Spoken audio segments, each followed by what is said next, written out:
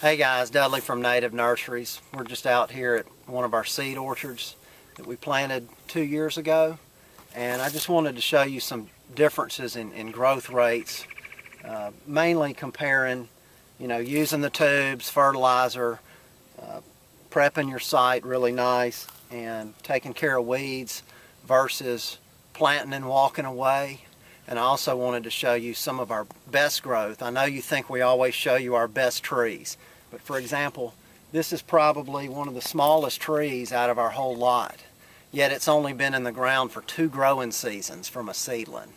That's pretty amazing and impressive right there. Let's go down and we'll show you some more trees.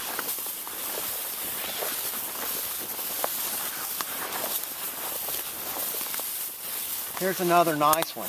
It kind of had a heavy bug load this summer, but it's well over 1 inch in caliper at the base. It's a good inch up top. You can see how thick the thing's gotten. We used a weed mat on this one, and it seems to help on droughty summers. And if you don't like to spray, you definitely need to use these or some kind of mulch. But that's pretty impressive. This tree's probably 9 feet tall, and it's really canopied out. Let's go to the next one.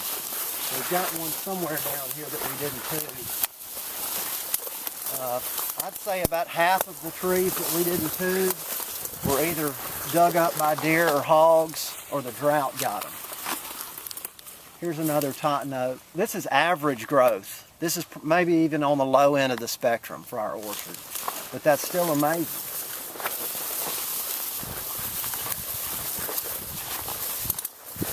There's another good one, a 9-footer, stands on its own. Here's one that made it. For some reason the deer, it doesn't look like the deer or hogs found this guy.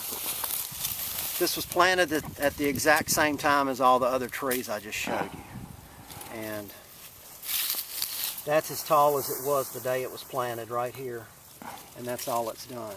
Now this is going to become a tree. And if you do a lot of these, they're going to become a forest. I'm not necessarily knocking this method, but if you're in a hurry and you're into intensive management, the tubes, hipping up your sites, pre-prepping all your sites, fertilizer, weed control, the whole 9 yards, it's the way to go if you don't have time to wait.